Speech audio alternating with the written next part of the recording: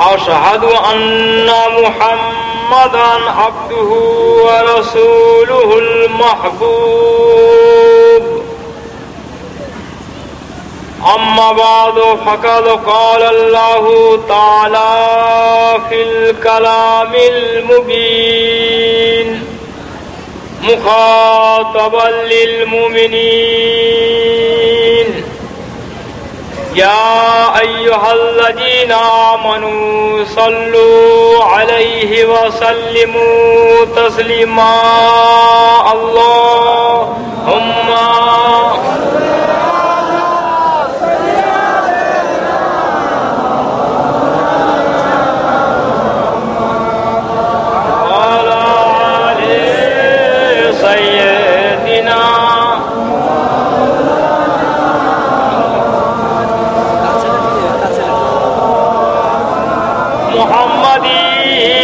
صلوا على محمد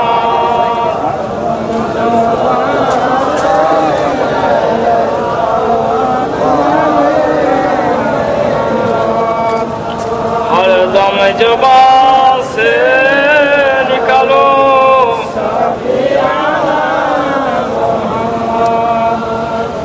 ভাইরা আমার পূর্ববর্তী বক্তার কাছ থেকে একরকম সুমধুর কণ্ঠে কোরআন ও হাদিসের আলোকে শাহানশাহে দো জাহাं সরওয়ারে কওন ও মাকাম আহমদ মুস্তাফা প্যারে নাম মোহাম্মদ মুখতার সাল্লাল্লাহু তাআলা আলাইহি ওয়াসাল্লামের জীবনের বিভিন্ন দিকের উপরে খুব সংক্ষিপ্তভাবে শুনলেন।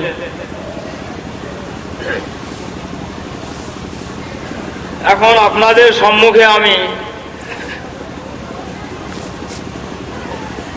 কোরআন ও হাদিসের আলোকে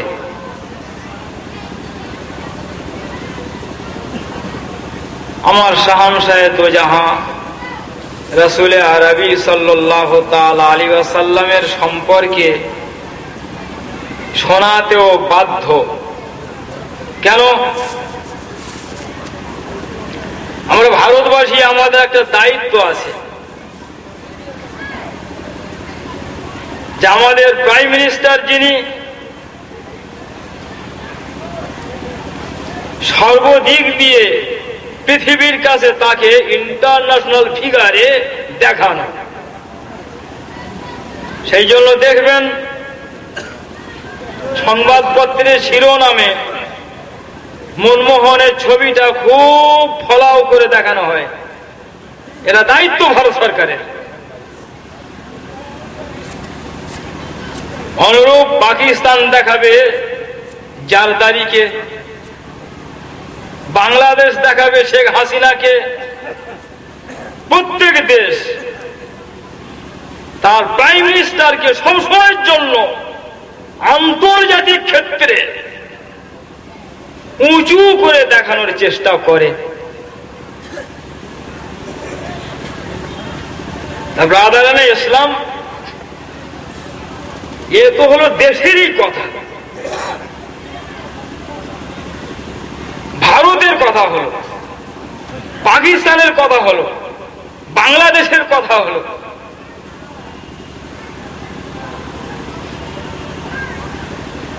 সারা বিশ্বের কথা যখন আমাদের সম্মুখে চলে আসবে, তা আমরা কি মাপবো?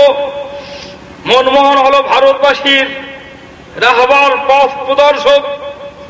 শেখ হাসিনা বাংলাদেশের রাহবার, পথ প্রদর্শক। জারদারি পাকিস্তানের রাহবার।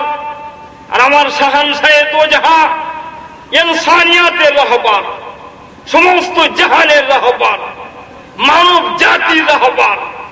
সেই জন্য মুস্তাফা সাল্লাল্লাহু আলাইহি সাল্লামকে কেবল মনমোহন নয়, শেখ হাসিনা নয়, আর জর্জ বুশ তো জর্জ বুশ, ক্লিন্টন তো ক্লিন্টন, ওবামা তো ওবামা, এ তো বহু দূরেরই কথা।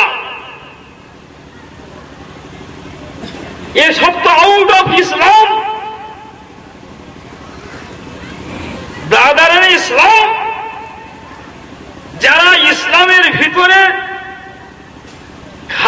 আজমিরি নয়, গৌসে আজম শেখ আব্দুল কাদের জিলানী নয়, ইমাম আজম আবু হানিফা রহমাতুল্লাহ আলাইহি নয়, হযরত আলী হায়দার নয়, সিদ্দিক নয়, ঈসা আলাইহি তাসলিম নয়, হযরত আদম আলাইহি তাসলিম পর্যন্ত সমস্ত পয়গম্বর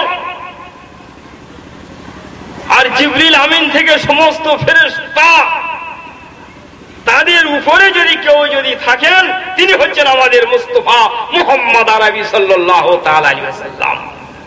সেই জন্য মুস্তাফাকে আহলে সুন্নাতুল জামাতের উপরে একটা বিরাট দায়িত্ব আছে। তার রাজনৈতিক দিক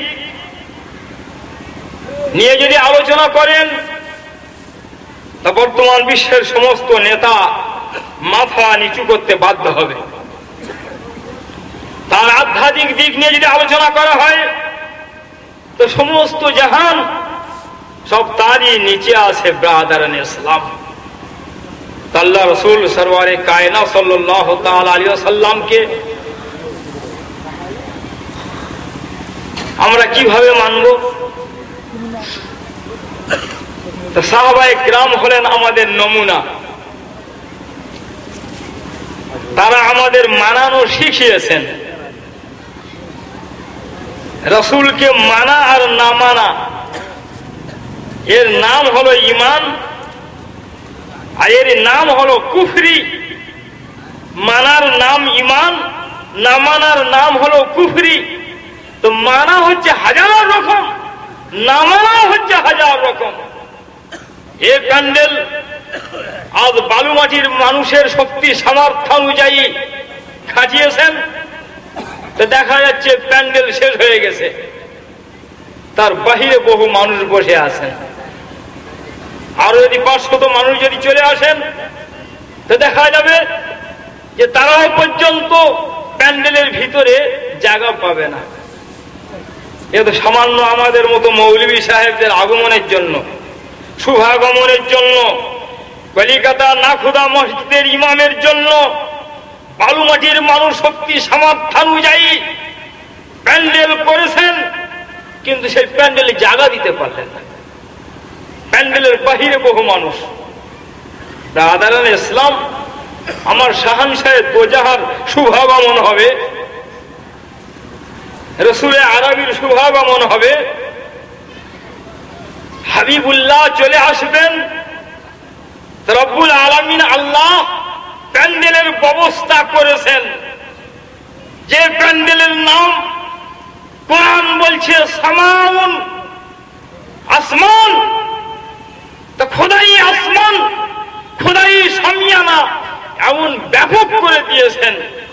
এ বালু মাটির মানুষ নয়, পশ্চিম বাংলার মানুষ নয়, ভারতবর্ষের মানুষ নয়, সারা এশিয়া মহাদেশের মানুষ নয়, পৃথিবীর সমস্ত মহাদেশের মানুষ নয়। আপনি পৃথিবীর পূর্ব প্রান্তে যান তো খোদাই প্যান্ডেলকে পাবেন, পশ্চিম প্রান্তে যান খোদাই প্যান্ডেলকে পাবেন। এ খোদাই প্যান্ডেলের আউটে কেউ যেতে পারবেন না। তো বুঝা গেল যে মুস্তাফা সাল্লাল্লাহু আলাইহি সাল্লামের মিলাদের জন্য মহান আল্লাহ আল্লাহ তাবারক তাআলা এমন প্যান্ডেল করে দিয়েছেন যে প্যান্ডেলের বাহিরে কেউ যেতে পারবে না। তো মুস্তাফার মিলাদের জন্য, মিলাদ মানে আগমন। তো যারা মুস্তাফা সাল্লাল্লাহু আলাইহি সাল্লামের মিলাদ মানে না, এই প্যান্ডেলের বাহিরে তাদের চলে যেতে হবে। যারা বলবে যে সভা মানি না, আহলে সুন্নাতুল জামাতের ওলামাদের মানি না, তাদের কিন্তু এই প্যান্ডেলের নিচে থাকা উচিত নয়। এটা আমার জলসা কমিটি বলবেন। ব্রাদারান ইসলাম, যারা রাসূলুল্লাহর মিলাদ যারা না মানে তাদের কিন্তু খোদাই সামিয়ানার তল থেকে আউটে চলে যেতে হবে। সম্ভব হবে? সম্ভব হবে না। তো বুঝা গেল যখন সম্ভব হচ্ছে না, যারা সুন্নি ওলামাদের বক্তব্য শুনতে রাজি নয়, বালুমাটি কমিটি বলছেন তারা এই প্যান্ডেল থেকে বার হয়ে যাক। তাই যারা মুস্তাফার মিলাদে রাজি নয়, খোদাই নির্দেশ হচ্ছে তারা আমার প্যান্ডেলের আউট হয়ে যাক, আমার সামিয়ানার আউট হয়ে যাক। তাদের জন্য হাদারানি ইসলাম। আমার প্যান্ডেলের নিচে থাকতে গেলে আমার মুস্তাফার মিলাদ শুনতে হবে। আমার প্যান্ডেলের নিচে থাকতে গেলে মুস্তাফার সম্মানার্থে প্রয়োজনে দাঁড়াতে হবে। যারা মুস্তাফার জন্য না দাঁড়াতে পারে তারা মুস্তাফাই প্যান্ডেলের বাহিরে চলে যাক। ইয়া নবী সালাম আলাইকা।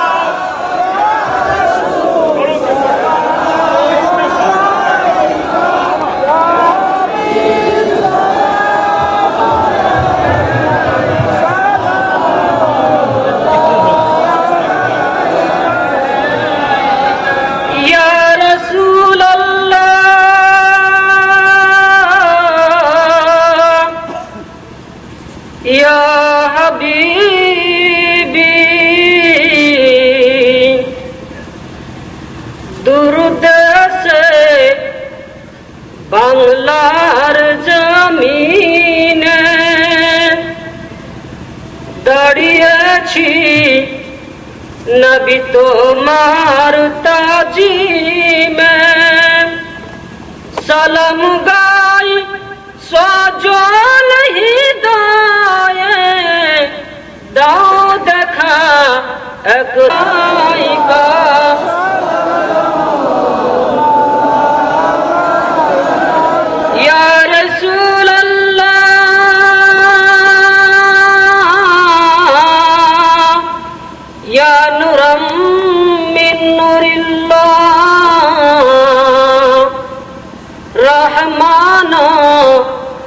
রহিম যিনি কি জিনিস পাঠাইলেন তিনি, চিনিল না উহাবিদ বান্দি, চিনিল বনের হরিণী।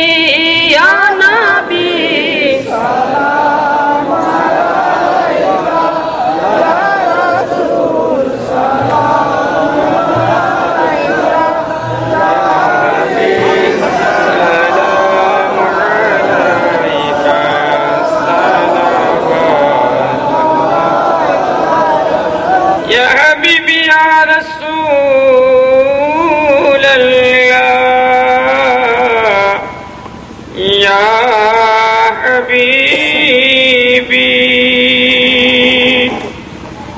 আরশের কাবা মদিনা, ফরশের কাবা মদিনা, কারবালো কাবা মদিনা, জন্নত হইতে উত্তম মদিনা। ইয়া নবী সালাম আলাইকা, ইয়া রাসূল সালাম আলাইকা, ইয়া হাবিব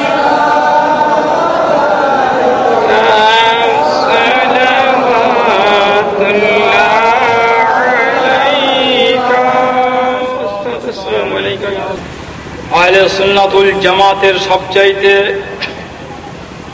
বর্তমানে বড় প্রতীক হল মুস্তাফার শানে দাঁড়িয়ে সালাম পাঠ করা। বর্তমান বিশ্বে আল্লাহ রাসূলের জন্য এটা সম্মানেরই একটা প্রতীক। কিয়ামতের সকাল পর্যন্ত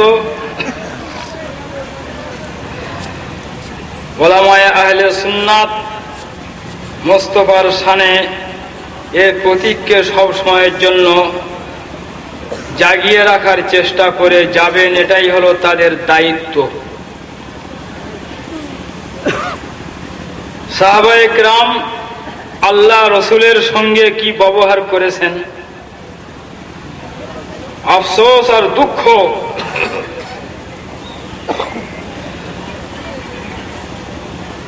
বর্তমান সমাজে আমি শত শত জিনিস দেখাবো, আমার দেখানোর প্রয়োজন নেই, আপনাদের জানা আছে। সমস্ত দুনিয়ার ওলামা ইকরামগণ একমত যে কাজগুলো হলো হারাম, সে কাজ কিন্তু বহাল তবিয়তে চলে যাচ্ছে। কোন আলিম বলে না যেটা অবৈধ আছে। বেপরদাই ইসলামে জায়েজ নয়, সমস্ত আলেম একমত। আমার মনে হয় এই রকম জায়গায় সমস্ত আলেমরা একমত হয়ে আরো একটা জোরালো পদক্ষেপ নেওয়া উচিত ছিল। তা না করে মুসলিম সমাজ যখন গুমরাহির দিকে দ্রুত দৌড়ে চলেছে, সেই সময় শাহানশাহে দোজাহার প্রতি দরুদ ও সালাম নিয়ে, কিয়াম ও মিলাদ নিয়ে মসজিদে মারপিট হতে আরম্ভ হয়েছে। এর থেকে আফসোস আর কি আছে? আর কিছু পাওয়া গেল না। প্রকাশ্য মদ খেয়ে মাতলামি হচ্ছে, গ্রামে গ্রামে তরুণ যুবক আর তরুণী যুবতী অবাধে যে নোংরামিতে দ্রুত দৌড়াচ্ছে, আর তাস, জুয়া, মদ, মাতলামি, হাজার রকমের জিনিস রয়েছে। এই রকম জিনিসে কই ওলামা ইকরাম আগে যাচ্ছেন না কেন? ও মোস্তফার শানে ইয়া নবী সালাম আলাইকা, এখানে পেট কামড়ানি আরম্ভ না। এই নিয়ে বাহাসের সময় আর নির্লজ্জের মতো বাহাসের শর্তনামা ইসলামপুরে ইনভাইট হলে দুইজন মাস্টার, দুইজন মৌলবীর হুকুমতে ফায়সালাতে এ পক্ষে দুজন, ও পক্ষে দুজন আলেম মোনাজারা করবে, বাহাস করবে। এই এলাকার মানুষের যদি বোধ শক্তি থাকতো, এইরকম মোনাজারা কোন সময় তারা মেনে নিতেন না। মোনাজারা হবে, কোন অমুসলিম মোনাজারার ফয়সাল হতে পারে না, বিচারক হতে পারে না। কেন? আমার সারা সাহাবায়ে কেরাম আল্লাহ রসুলের সঙ্গে কি ব্যবহার করেছেন, আফসোস আর দুঃখ।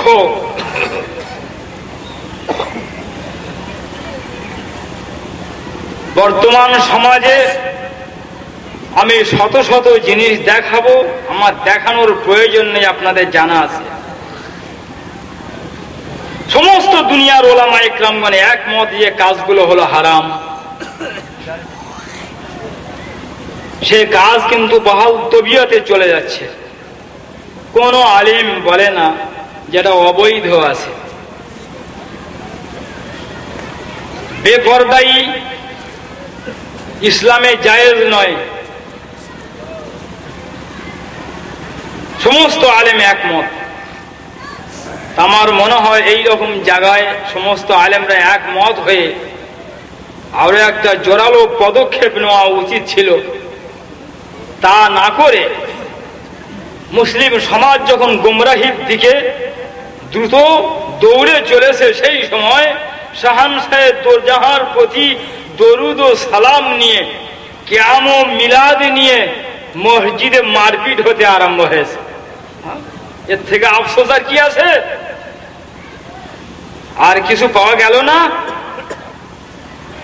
প্রকাশ্য মদ খেয়ে মাতলামি হচ্ছে, গ্রামে গ্রামে তরুণ যুবক আর তরুণী যুবতী অবাধে যে নোংরামিতে দ্রুত দৌড়াচ্ছে, আর তাস, জুয়া, মদ, মাতলামি, হাজার রকমের জিনিস রয়েছে।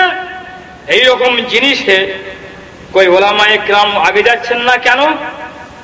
ও মোস্তফার শানে ইয়া নবী সালাম আলাইকা, এখানে পেট কামড়ানি আরম্ভ না। এই নিয়ে বাহাসের সময় আর নির্লজ্জের মতো বাহাসের শর্তনামা ইসলামপুরে ইনভাইট হলে দুইজন মাস্টার, দুইজন মৌলবীর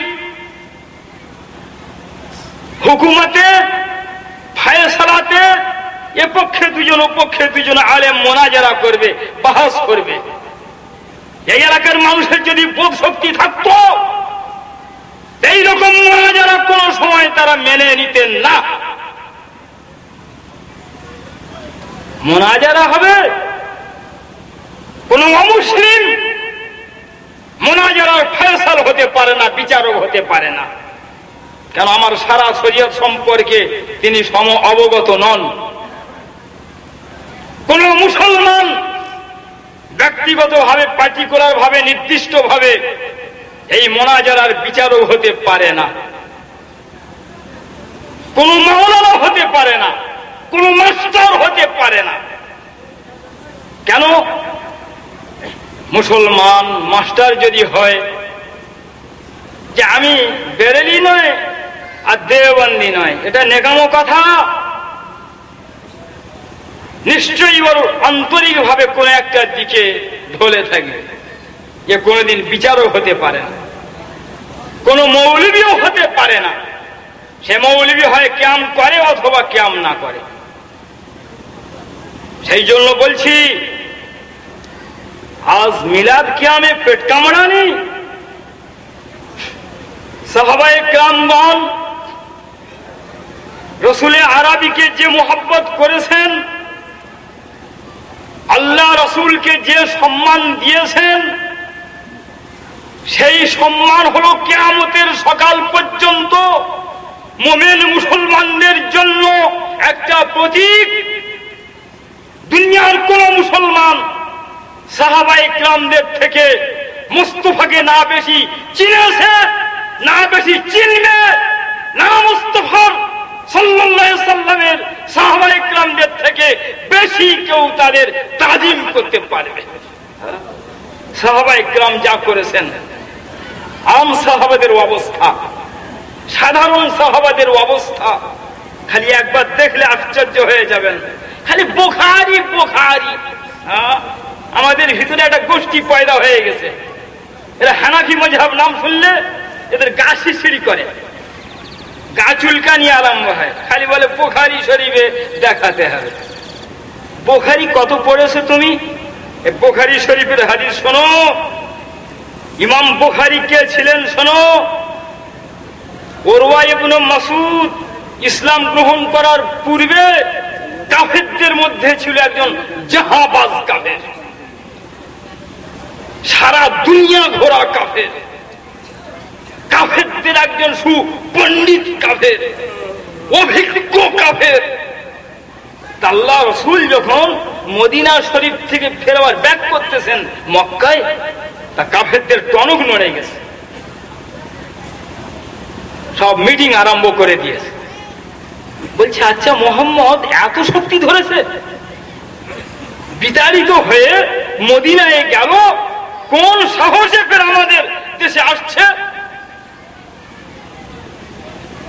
ওরওয়া একবার খোঁজ নাও তো, মাত্র নাকি 3 মাইল দূরে এসে সব তাঁবু ফেলেছে। তো উরওয়া ইবনে মাসউদ কাফেরদের বহুত চালাক ছদ্মবেশে চলে গেছে, গিয়ে দেখছে মুস্তাফা সাল্লাল্লাহু আলাইহি সাল্লামের সাহাবাদের অবস্থা। এসে যে রিপোর্ট পেশ করেছে বুখারীর ভাষায়, বুখারীর প্রথম খণ্ডে, দ্বিতীয় খণ্ডে এ হাদিস বর্ণিত আছে। এই হাদিসটা কই সামনে নজরে পড়ে না? তা উরওয়া এসে বর্ণনা করছে, গো লড়াই করা হবে না, পারা যাবে না। যে সম্প্রদায়ে চেতন থাকে, জেগে থাকে, হুঁশে জ্ঞানে থাকে, তাদের সঙ্গে লড়াই করা সম্ভব।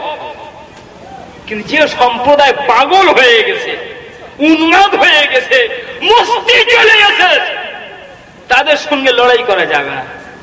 তা আমি যা দেখলাম মুহাম্মদের সঙ্গীদের, তারা সব মস্ত, দেওয়ানা, পাগল, মুহাম্মদই পাগল, মুস্তাফাই পাগল। মুহাম্মদ সাল্লাল্লাহু আলাইহি সাল্লামের সম্পর্কে তারা নিজের প্রাণকে পর্যন্ত যে কোনো মুহূর্তে উৎসর্গ করে রেখে দিয়েছে। তাহলে কি দেখলে? তো বলছে আল্লাহ, কাফের বলছে আল্লাহ, খোদার কসম করে বলছি, ওয়াফাদতু মুলুকান, আমি বহু দেশে গেছি, বহু রাজা বাদশার দরবারে গেছি। ওয়াফাদতু আলা কিসরা ওয়া কায়সারা ওয়া নাজ্জাশিয়া, আমি রোমে গেছি, পারস্যে গেছি, হাবশায় গেছি। তো আল্লাহ খোদার কসম করে বলছি, ইন রাইতু মালিকান ইউআজ্জিমু আসহাবুহু মা ইউআজ্জিমু আসহাবু মুহাম্মাদিন মুহাম্মাদান, আমি রোমে গেছি, বাদশার দরবারে প্রজাদের ওই রকম সম্মান করতে দেখিনি তাদের বাদশাকে। প্যারিসে গেছি, সেরকম প্রজাদের দেখিনি তাদের বাদশাকে সম্মান করতে। হাবশায় গেছি, হাবশার মানুষকে দেখিনি তাদের বাদশাকে এইভাবে সম্মান করতে, যেমন মোহাম্মদের সাহাবারা মোহাম্মদকে সম্মান করে। তোমরা দেখলে আশ্চর্য হয়ে যাবে, পাগল হয়ে আছে, উন্মাদ হয়ে আছে। কিরকম বলে আল্লাহ, ফের কসম, খোদার কসম করে বলছি, ইন তানাখমা নখামাতান ইল্লা ওয়াকাত ফি ইয়াদি রাজুলিন মিনহুম, মুহাম্মদ যখন গলা খেকানি দিচ্ছে বয়ের ফেলার জন্য, তাদের ভিতর হুড়াহুড়ি হচ্ছে, তাড়াতাড়ি হচ্ছে। আল্লাহ রসুল যেমন থুতুখানা তুলে নিয়ে একদিকে তো ফেলতে হবে, এদিকে সব হুড়াহুড়ি, ওদিকে হুড়াহুড়ি, এদিকে হুড়াহুড়ি। তো হুজুর যে কোনো একটা দিন মুখ ঘুরিয়ে দিয়ে ফু করে দিয়েছেন, দেখা যাচ্ছে কারোর হাতে পড়ে গিয়েছে।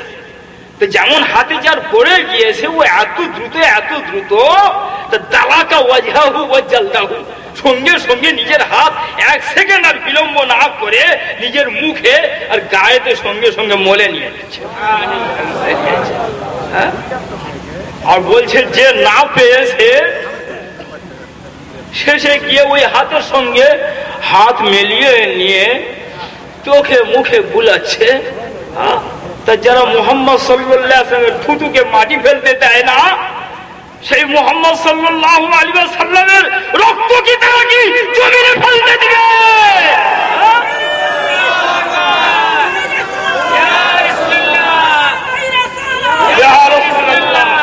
মক্কাবাসী সাবধান হয়ে যাও, যুদ্ধ করে পারবে না, উন্মাদ হয়ে গেছে মুস্তাফাই মোহাব্বতে। রক্ত পড়বে না মাটিতে, থুতু ফেলতে দিচ্ছে না। আবার যে না পেল তো সে আবার হাতে হাত ঘষে নিয়ে মুখে বুলাচ্ছে। তা সাহাবায়ে কেরাম আল্লাহ রসুলকে কি মোহাব্বত করেছেন। আরে এর পেট কামড়ানি হয়েছে, নবীর জন্য উঠে দাঁড়িয়ে ইয়া নবী সালাম আলাইকুম করা। তো বুখারী শরীফের হাদিস আমি তো শুনিয়ে দিলাম। এই হাদিসের কোটেশন কেউ রং বলে প্রমাণ করতে পারবে? তা যদি না হয়, এর পেট কামড়ানি হওয়া কত বেশি হওয়া উচিত ছিল। সাহাবায়ে কেরাম আমাদের জন্য নমুনা।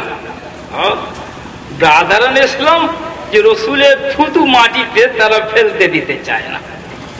তা সাহাবাদের মেজাজ খালি দেখুন ভাইরা। এ তো আম সাহাবার কথা বললাম, এ সাধারণ সাহাবাদের কথা বললাম। আর খাস সাহাবাদের কথা দেখুন, সিদ্দিকের কথা, ফারুকের কথা, আলী হায়দারের কথা। এ শুনলে আপনি আরো আশ্চর্য হয়ে যাবেন। সবচাইতে বড় ইবাদত কোনটা? নামাজ। নামাজের থেকে বড় ইবাদত কিছু আছে? এ বোকা খালি শিখে রেখেছে শিরক আর বেদাত, শিরক আর বেদাত। এ নামাজের মাসলা হতে শেখে রে, তলপা তলবি নিয়ে চলে গেছে বটে, শিখে এসে শুধু শিরক আর বেদাত, সব কথা শিরক আর বেদাত। আর হাদিসে নেই। আরে বোকা, হাদিসে নেই, বলে দলিলে নেই। আর বোকা, দলিলে নেই। তুই দলিল বুঝিস, হাদিস তুই বুঝিস, কোরআন তুই বুঝিছি? নেই। তা নেই মানে কি? এগুলো সব নাজায়েজ বেদাত। এটা কোরআন হাদিসে আছে? সমুদ্রে মুক্তা আছে কে না জানে, কিন্তু সবাই তুলে আনতে পারবে না। কোরআনে সব আছে, কোরআন বলছে, কিন্তু তোর মতো বেকুফ কোরআন থেকে বের করতে পারবে না। তা শেরে খোদা হযরত আলী রাদিয়াল্লাহু তাআলা আনহু তার ইমানের উপরে কারো ডাউট আছে? যদি কেউ ডাউট করে মুসলমান থাকবে? থাকবে না। ফেরে খোদা শিরকের ডেফিনেশন জানতেন না, বেদাতের ডেফিনেশন জানতেন না, শিরক কাকে বলে জানতেন না। নামাজ তো দরবারে এলাহিতে দাঁড়াতে হয়, আল্লাহু আকবার। এখন আর মুস্তাফা সাল্লাল্লাহু আলাইহি ওয়াসাল্লামের সম্মান দেওয়া চলবে না? কে বললো না? কে বলছে না? যে বলছে তাকে তওবা করতে হবে। নামাজের ভিতরে সাহাবায়ে কেরাম মুস্তাফাকে সম্মান দিয়েছেন না, সব জায়গায় বললে হবে, বুঝে না বলতে হবে। আরে মুস্তাফা তো মুস্তাফা, নামাজের ভিতরে মুস্তাফা সাল্লাল্লাহু আলাইহি ওয়াসাল্লামের মসজিদের সম্মান দিচ্ছেন, নামের সম্মান দিচ্ছেন। এই হাদিস বর্ণনা করতেছেন কে? হযরত আবু যার গাফফারী রাদিয়াল্লাহু তাআলা আনহু বলছে, আমি রাসূল পাক সাল্লাল্লাহু আলাইহি ওয়াসাল্লামের পিছনে নামাজ পড়েছি, জোহরের নামাজ।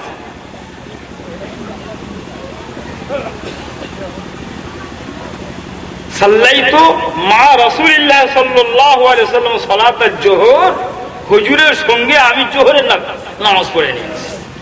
আমরা বসে আছি সব। ফাসালা সাইলুন, এমন একটা ভিখারি এসে, ফকির এসে মসজিদে এসে বলছে, বাবা কারা আসো, একটা পয়সা ভিক্ষা দাও। তো ওয়াকানা আলী আলাইহিস সালাম কানা রাকিয়ান, এই সময় দেখছি যে আলী রাদিয়াল্লাহু তাআলা আনহু উনি রুকুর অবস্থায় আছেন, আর ফকির চায় যে বাবা কারা আসো, একটা পয়সা দাও। তো পয়সা কে দিবে? কেউ খেয়াল করেনি, মার করেনি। আর আলী রাদিয়াল্লাহু আনহু রুকুর অবস্থায় আছেন। এই হাদিস লেখা আছে তাফসীরে কাবীরের মধ্যে। তাফসীরে কাবীর কে লিখেছেন? ইমামে ফখরুদ্দিন রাজি রহমাতুল্লাহ আলাইহি। একটু ব্যাকগ্রাউন্ড ধরে না বললে বুঝতে পারবেন না। ইমাম ফখরুদ্দিন রাজি রহমাতুল্লাহ আলাইহি কে ছিলেন? তার যুগের বহুত বড় দার্শনিক ছিলেন। কেমন দার্শনিক ছিলেন এ কিন্তু এখন বলার সময় নেই, শুধু একটা ঘটনা বললে বুঝতে পারবেন। কোরআন এমন এক মহাসমুদ্র, যে যা নিয়ে গেছে সব ভরে গেছে। নদীতে কেউ যদি যায়, তারপরে লোটা নিয়ে গেলে ভরে যাবে, কলসি নিয়ে গেলে ভরে যাবে। আবার যদি ডেলিভারি শিফট করে দিয়ে মেশিন চালিয়ে দিয়ে দেন, তা আপনার মাছকে ডুবিয়ে দিয়ে দেবে, কিন্তু নদী শুকাবে না। তো কোরআন হচ্ছে অতল সমুদ্র। প্রশান্ত মহাসাগরের গভীরতা সম্পর্কে বিজ্ঞান বলে দিয়েছে 26,600 এত ফিট তার গভীরতা। আর কোরআন সম্পর্কে উলামায়ে ইসলাম এক বাক্যে ঘোষণা করেছেন, ইন্নাল কুরআনা বাহরুন লা ইউদরাকু কারুহু। কোরআন এমন এক সমুদ্র যার গভীরতা কেউ নির্ণয় করতে পারে না। এ বোকা বলছে কোরআনে নেই, হ্যাঁ, এ বোকা বলতেছে কোরআনে নেই, কিয়াম নেই, মিলাদ নেই। আরে কোরআনে তুই আছে কি খোঁজ পেয়েছিস? হ্যাঁ, তোর বাপ আছে কি খোঁজ পেয়েছিস? তোর 14 পুরুষ কোরআনে আছে কি খোঁজ পেয়েছিস?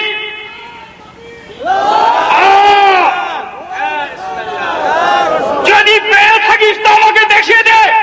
আবু জাফর নাম দেখা, আব্দুল কাদের নাম দেখা, আর আমি বলবো আমি পেয়েছি। আমার নাম, বাপের নাম, দাদার নাম, 14 পুরুষের নাম, তোদের নাম সহ। কিভাবে? কোরআন বলছে, ইয়া আইয়ুহাল্লাযীনা আমানু, হে ঈমানদারগণ। তা আপনারা সবাই মুমিন কিনা? যেই মুমিন হন তা হাত তুলুন। আলহামদুলিল্লাহ, সবাই কোরআনে থাকলেন। সরাসরি নাম খুঁজে পাওয়া যাবে না, কিন্তু আল্লাহ বলছেন ঈমানদারগণ। তা আপনি ঈমানদার, আমি ঈমানদার, আমার বাপ ঈমানদার, দাদা ঈমানদার, 14 পুরুষ ঈমানদার, সবাই কোরআনের মধ্যে আসি। এই জন্য বলছে কোরআন এমন এক সমুদ্র, সবকিছু আছে, কিন্তু সরাসরি পাওয়া যাবে না, সূত্র ধরে বের করতে হবে। কিয়াম কোরআনে নেই? আছে। তোর ঈমানকে আগে রিনিউ কর। যাদের সংস্পর্শে ঘুরছিস তাদের ঈমানকে আগে রিনিউ কর। নবীর ডেফিনেশন আগে জান, সাহাবাদের ডেফিনেশন আগে জান, সম্মান কাকে বলে সেটা আগে জান, আর নিজের ইমানকে এইভাবে রিনিউ কর। ছেড়ে খোদা হযরত আলী রাদিয়াল্লাহু আনহু নামাজের রুকুর অবস্থায় আছে, আর ফকির বলছে বাবারা পয়সা দাও, তা কে দিবে?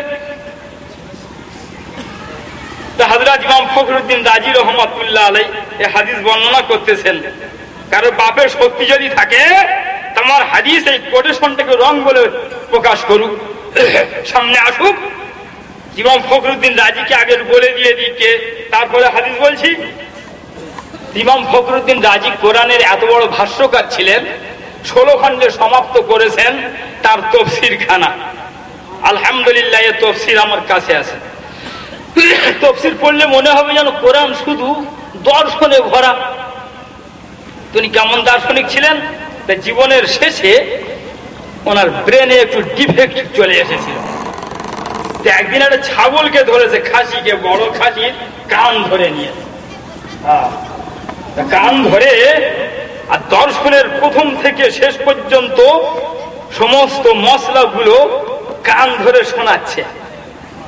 2-3 ঘন্টা ধরে দর্শন সব শেষ করে ফেলে দিয়ে যেমন কান ছেড়ে দিয়েছে তা খাসি এই করছে।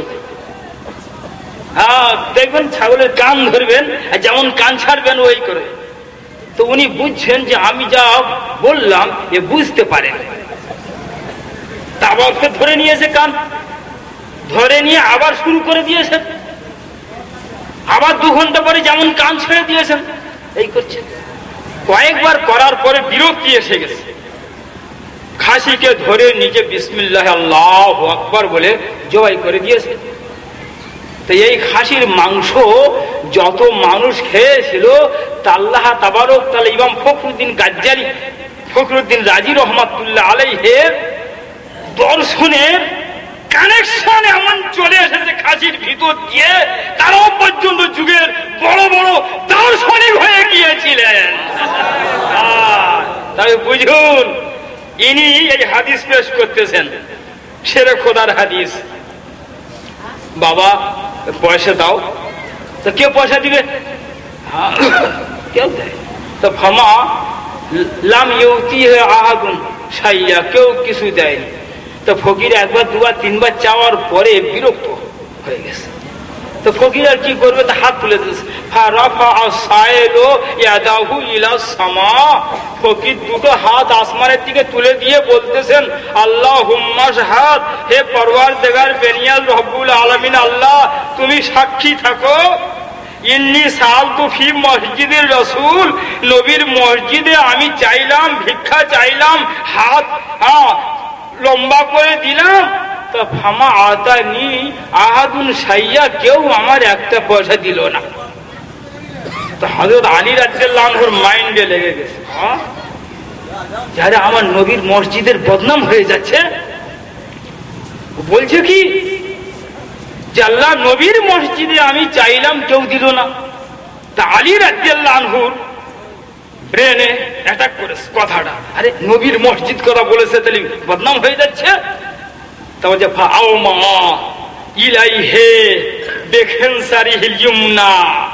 সঙ্গে সঙ্গে রুকুর অবস্থায় ছিলেন, ডান হাতকে ফকিরের দিকে লম্বা করে দিয়েছে। আর এই ছোট আঙ্গুল, খেনসার মানে ছোট আঙ্গুল, আর বেনসার এটাই, এটা উস্তা, এটা সাব্বাবা, এটা হচ্ছে ইবহাম, এক একটা আঙ্গুলের এক একটা নাম। তো ওনার এই ছোট আঙ্গুলে আংটি ছিল, ওয়াকানা ফিহা খাতামুন, এখানে আংটি ছিল, ফকিরের দিকে হাত লম্বা করে দিয়েছে, দিয়ে এই দেখেন এইভাবে ইশারা করছে, ইশারায় বলছে আলী রাদিয়াল্লাহু আনহু, মসজিদে নববীকে বদনাম করিস রে ফকির, আলীর হাত থেকে আংটি খানা খুলে নিয়ে যা।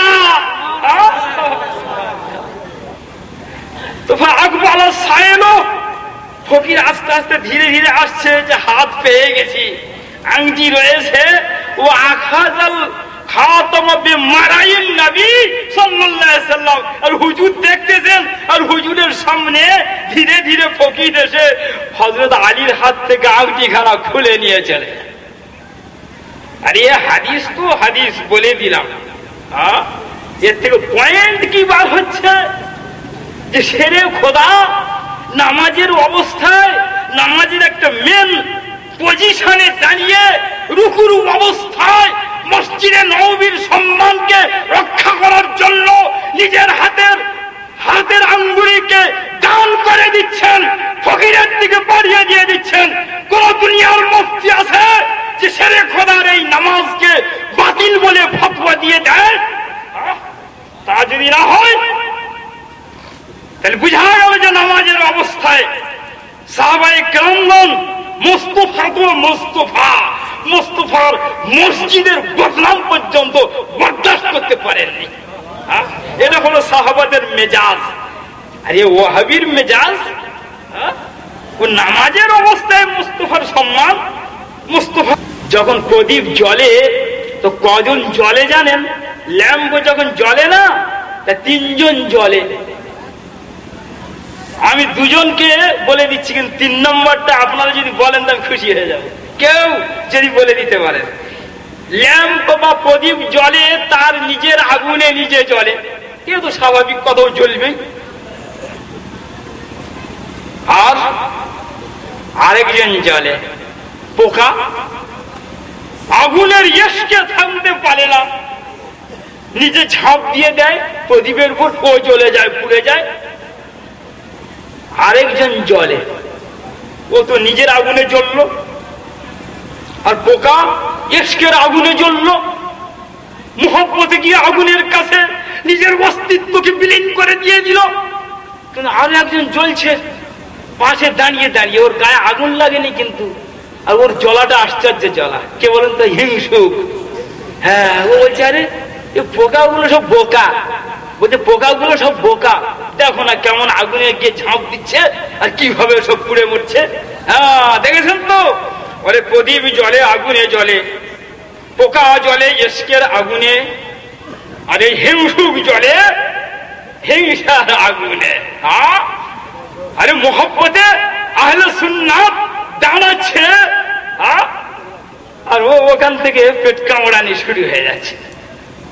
কিয়াম করলে সব অশুদ্ধ হয়ে যাবে। আরে সমাজ থেকে কিছু তোলার যদি দরকার হয় তো এটা তুলছো কেন? এইখানে আমি 100 তরুণ যুবককে আমি হাত ধরে ধরে আমি তুলে দাঁড় করে দেখাতে পারি, তারা নামাজ পড়ে না। রমজান মাসে হয়তো অনেকে রোজাও করে না, আর গিয়ে দেখো টেলিভিশনে 24 ঘন্টা বসে আছে, তাসেও বসে আছে, ক্যারাম বোর্ড নিয়ে আসে।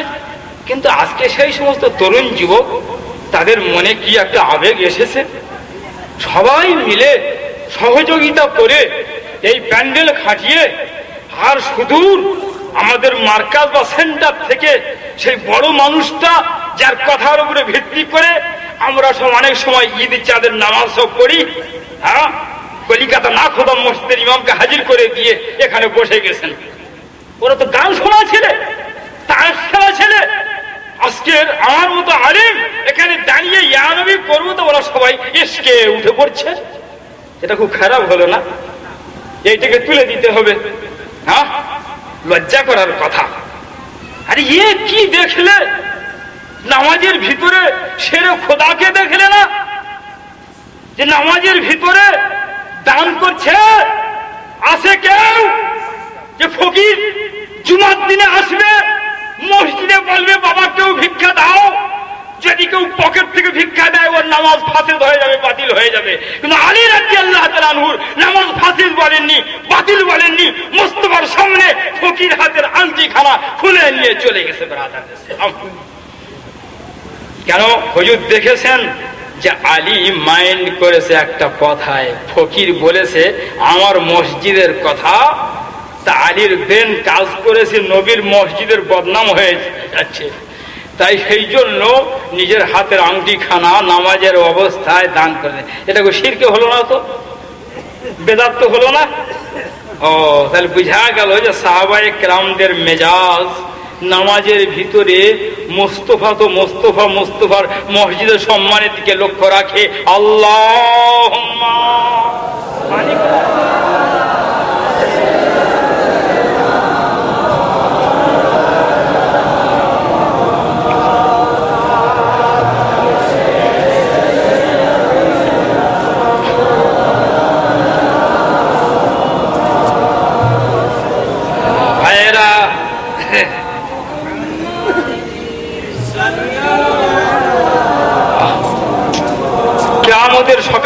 কিন্তু সাহাবায়ে কেরাম হলো মুমিন মুসলমানদের ঈমানের জন্য প্রতীক স্বরূপ, নমুনা।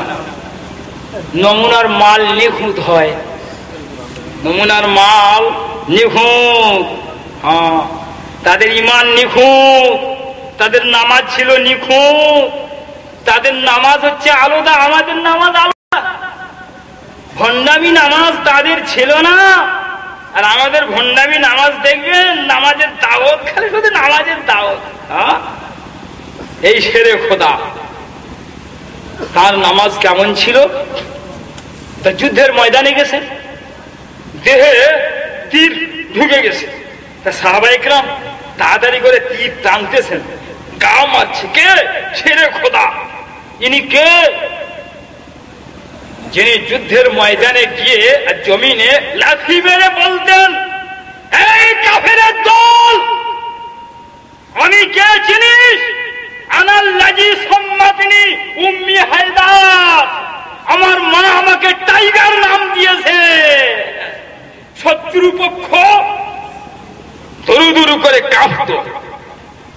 এটাই ছিল তার দৈহিক শক্তির বাহাদুরি আর ইমানি জজবা। এই আলী রাদিয়াল্লাহু আনহু যখন মসজিদে আসতেন, তো কিরকম আসতেন? একটা চোর যদি ধরা পড়ে যায় আর 50 জন তার মারার জন্য যখন প্রস্তুত হয়ে যায়, এই রকম অবস্থায় চোরের মানসিকতা যেমন দুর্বল হয়ে যায়, সেইভাবে আলী রাদিয়াল্লাহু আনহু মেহরাবের কাছে আসতেন কেঁপে কেঁপে, আর বলতেন, ইলাহি আবদুকা লাসি আতাকা। কি বলে আসছেন আলী রাদিয়াল্লাহু আনহু? আর ওখানে যুদ্ধের ময়দানে গিয়ে কি বলছিলেন? কাফেরদের নাম ধরে ডেকে বলছিলেন, আমি কি জানিস, আমার মা আমার নাম বাঘ রেখেছে। আর সেই লোকের মসজিদে আসতেছেন, মেজাজ পাল্টে গেছে, দরবারে ইলাহির আদব করছে, কাঁপতে কাঁপতে বলছে, ইলাহি আবদুকা লাসি আতাকা মুকিরাম বিজনুবি ওয়াকাদাকা। হে পরওয়ারদিগার বেনিয়াজ রব্বুল আলামিন, আল্লাহ তোমার দরবারে তোমার গুনাহগার আলী চলে এসেছে। আমার জীবনের যত ভুল ভ্রান্তি আমি সব তোমার কাছে স্বীকার করছি, তোমার কাছে অস্বীকারের কিছুই নেই। ইনি হচ্ছেন আলী রাদিয়াল্লাহু আনহু।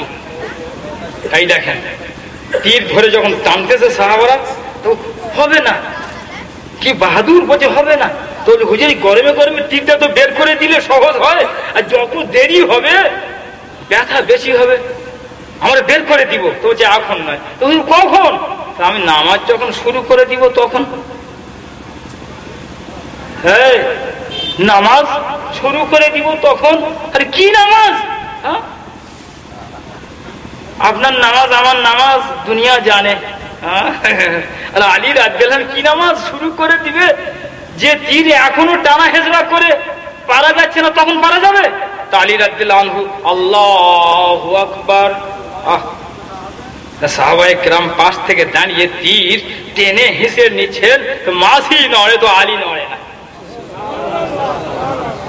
এই ছিল আলী রাদিয়াল্লাহু আনহুর নামাজ। আর আমি যে কথা বলছি রাগ করলে হবে না, সংশোধন হন। আর তাবলীগী জামাতের নামাজ আর কোটেশন লিখে নিন, কেতাবের নামটা আলহামদুলিল্লাহ। এই আমি এখন বলছি না, এই 30 বছর হলো, 31-এ পড়লো আমার এই দেশে আসা। লোক এখনো পর্যন্ত হাটে ঘাটে আমার চিনতে পারে না, এই করে। কি আশ্চর্য, এখনো পর্যন্ত চায়ের দোকানে আমি গেলেই এই করে। হায় হায়, কাজ পর্যন্ত এই 30 বছরের ভিতরে আমার এবার তো পৌড়ার দিকে চলে যাচ্ছি। 30 বছর আগে আমার মেজাজটা কেমন ছিল, আর এখন আস্তে আস্তে মেজাজটা ডাউন হচ্ছে, হওয়ারই কথা। এখন শুনছি বাহাস করবে, সব বাহাস। আরে আমি ইসলামপুরে বসে আছি আর সুপার সাহেবের বাড়ির পাশে ইনভাইট হলে বাহাস হবে চুরি করে লুকিয়ে, এ লজ্জার কথা নয়? হ্যাঁ, দৌলতপুরের মানুষ তারা এত বড় দাম্ভিক, তারা আমাকে এত উপেক্ষা করে চলে, তারা আমার সঙ্গে কোনো কথা না বলে কাপুরুষের মতো বাহাস করার জন্য তারা প্রস্তুত হয়েছে। কাশিমনগরের মানুষ আমার সামনে এখানে বসে আছে, তারা জানে না কাশিমনগরে কি করে দিয়েছিলাম। মাত্র 2 জন ছিলাম আর আশরাফ মিয়া চলে গেছেন দুনিয়া থেকে। এ সাক্ষী কে দিবে? জামাতে ইসলামের গোলাম গৌস বেঁচে আছে, ধরাদা হাই স্কুলের মাস্টার জামাতে ইসলামীর মৌলভী সাহেব, ইনি ছিল সভাপতি। 2 জন নঈমুদ্দিন সাহেব আর এই হতভাগা বাহাজের জন্য গিয়েছিলাম। বেলা 8টার সময় পৌঁছেছি আর বেলা 3টের সময় বাহাজ শুরু হচ্ছে। এতক্ষণ সময় কেন? এক কথা, ঘরের ভিতরে হবে, মসজিদের ভিতরে হবে, মসজিদের ভিতরে হবে, মসজিদের ভিতরে বসে বসে হবে। আর আমি বার হয়ে সমস্ত জনসাধারণকে বারবার বলে বলে যাচ্ছি, এই জ্যৈষ্ঠী মাসের বেলায় আপনারা এসেছেন পিপাসায়, গলা শুকিয়ে যাচ্ছে পানির জন্য। আর আমি যদি বলি ওগো পানি দিতে পারবো না, আপনারা নিজেদের জিভ চুষে চলে যান, তা সন্তুষ্ট হবেন? বলে হবো না। তা যদি না হন, তা দেহবন্দি গুলো বলছে মসজিদের ভিতরে বসে 4 জন করে 6 জন করে বাহাস হবে, পরে আপনাদের শুনিয়ে দেবে, তাই শুনবেন। সমস্ত লোক তকবীর দিয়েছিল, বের করে আমাদের সামনে মোনাজাত হবে। এই তালবাহানা করতে করতে 3টের সময় তারা বাধ্য হয়েছিল স্টেজে আসতে। এখানে আমি দেখতে পাচ্ছি তো কাশিমনগরের কিছু মানুষ আছে, সত্য কি মিথ্যা বলুক, দেওবন্দিদের তাদের ফতোয়ার কিতাবে লেখা আছে বেরেলিদের পিছনে নামাজ হবে। কিন্তু যারা মূর্খ, জানে না নিজেদের খবর, তারা বেরেলিদের পিছনে নামাজ পড়া নাজায়েজ বলে। আলহামদুলিল্লাহ, এই হতভাগার পিছনে এমন ভাবে গার্ড করে রাখা হয়েছিল, মাগরিবের নামাজ আমার পিছনে ইক্তেদা করতে হয়েছে ওই দেওবন্দি গুলোকে, এশার নামাজে ইক্তেদা করতে হয়েছে, প্রকাশ্য ময়দানে মোনাজাত হয়েছে। সর্বপ্রথম আমার বলার সুযোগ এসেছিল, আমি কোরআনে কারীমের একটা আয়াত দেখিয়ে দিয়েছিলাম। সাবজেক্ট ছিল এটাই, নবীন আল্লাহর নূরে নবী পয়দা, নবীন নূরে সারে জাহান পয়দা, এই নিয়ে বাহাস হয়েছিল। হ্যাঁ, এর সপক্ষে আমি আর নঈমুদ্দিন সাহেব, আর ওদের ছিল 12 জন আলেম ব্রাদারানে ইসলাম। তা আমি উঠে কোরআনের আয়াত খুলে পড়ে শুনিয়ে দিলাম, আর 5খানার মধ্যে 3খানা হাদিস আমার আর 2খানা দেওবন্দীদের কেতাব, এই মোট 5-6খানা কেতাব পড়ে শুনিয়ে দিয়ে দিলাম।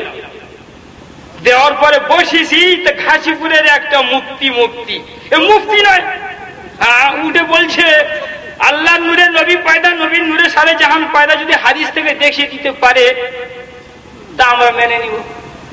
তা সভাপতি গোলাম গৌস সাহেব উঠে বললেন, ওনারা তো কোরআন আর হাদিস থেকে তো নিজেরা সব পড়ে পড়ে শুনিয়ে দিলেন, নিজেদের কথা তেমন বলেননি, আবার কথা বলছেন কেন? তা আমাকে বলছেন, গোলাম সামদানি সাহেব আপনি আরেকবার শুনিয়ে দিন।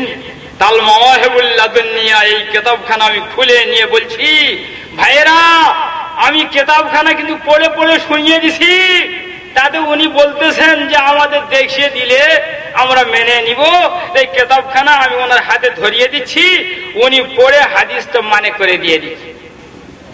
যখন হাতে যখন গুঁজে দিলাম, তো 12 জন যেমন এক জায়গায় গুড় পড়লে পিঁপড়ে গুলিয়ে মুখ লাগাই ঠেলাঠেলি করে, এ ঠেলাঠেলি করছে, কেউ উঠছে না। তো সভাপতি বলছে আর উঠুন। তা আমি ফের মাইক ধরে বলছি, আর আমি যে হাদিসটা দিছি এই হাদিসের মানে করতে পারবেন না, তাতেও পর্যন্ত ওঠেনি নির্লজ্জের দল। নঈমুদ্দিন সাহেব সভাপতির অনুমতি নিয়ে মাইক ধরে বলে দিয়েছেন যে আমি চ্যালেঞ্জ করে বলছি হাদিসটা পড়ে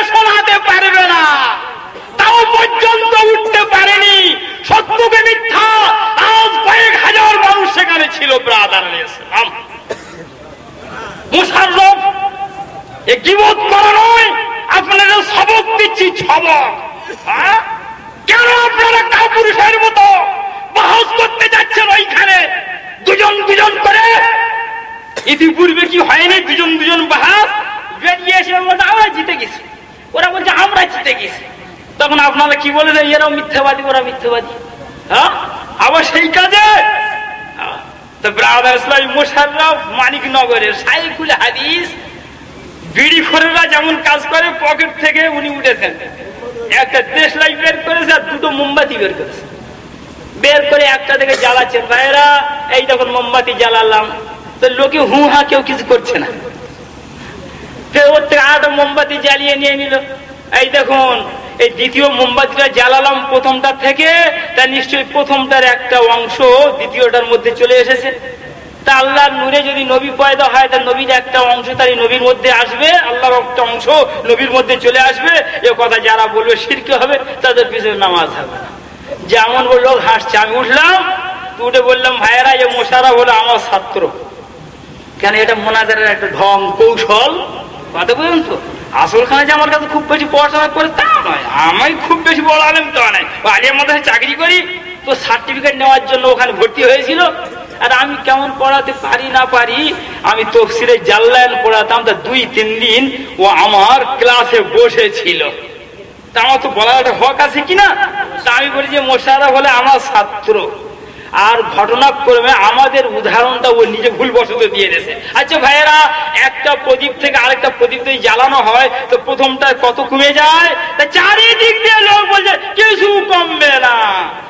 তা আমি বলছি যদি 2টো জ্বালানো হয় তাও নয়, 200 জ্বালানো হয় তাও নয়, 1000টা জ্বালানো হয় তাও নয়।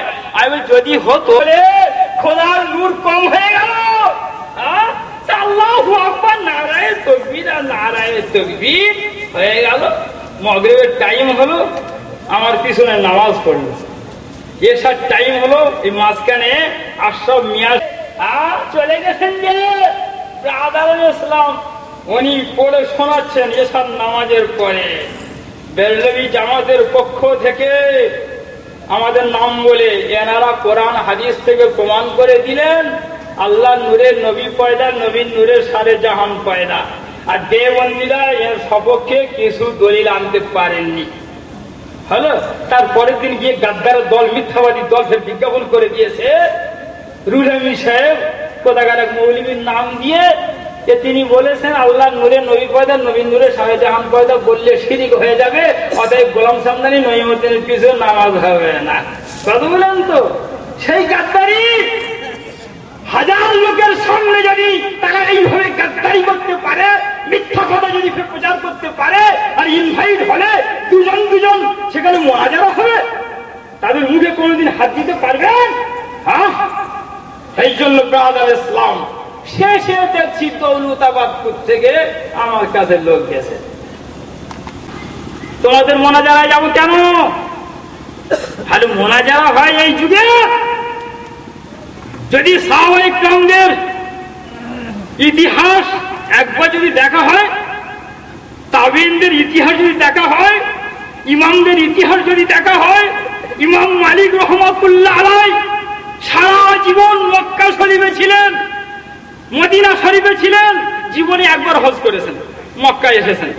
লোকে বলতেন হুজুর সারা দুনিয়া থেকে লোক হজ করতে চলে আসছে, আর আপনি মদিনা থেকে মক্কায় যেতে পারছেন না, হজ মাত্র একবার করে বসে গেলেন। তো বলছে বাবা আমার উপর যদি হজ করা ফরজ না হতো, তা আমি মালিক ওই একবারও আমি যেতাম না। নবীর রওজা ছেড়ে কোথায় যাব, হাবিবের ছেড়ে কোথায় যাব, কাবা এখানে আছে, তা কাবার কাছে যাব কেন? এটাই ছিল ইমাম মালিকের মহব্বত। কোন ইমাম তো বলেনি, ফেরের কথা তো বলেননি, আপনি কেন এই কথা বলেছেন? কেউ বলেছেন? কেউ বলেননি। ইমাম মালিক রহমাতুল্লাহ এই জীবনে কোনদিন মদিনা শরীফে জুতো পায়ে দিয়ে চলেনি। তো প্রমাণ করতে মুস্তাফা এই কিতাবখানা খুলে দেখুন, সেখানে লেখা আছে সারা জীবন ইমাম মালিক মুস্তাফার রওজা পাকে বসেছিলেন। আর কি বলতেন? হুব্বিবা ইলাইয়া মিনাদ দুনিয়া সালাস, ইমাম মালিকের কাছে পৃথিবীর মধ্যে 3টে জিনিস হলো সবচাইতে প্রিয়। এক নম্বরে হলো আল মুজাবারাতু রওজাতে রাসূলিল্লাহ, আল্লাহ রসুলের রওজার কাছে সব সময় লেগে থাকা। হুজুর আপনি জুতা উত্তর দিচ্ছেন, বাবা তোমার আমার জুতা পায়ে দিতে বলছো? কোন জমিনে জুতা পায়ে দিব?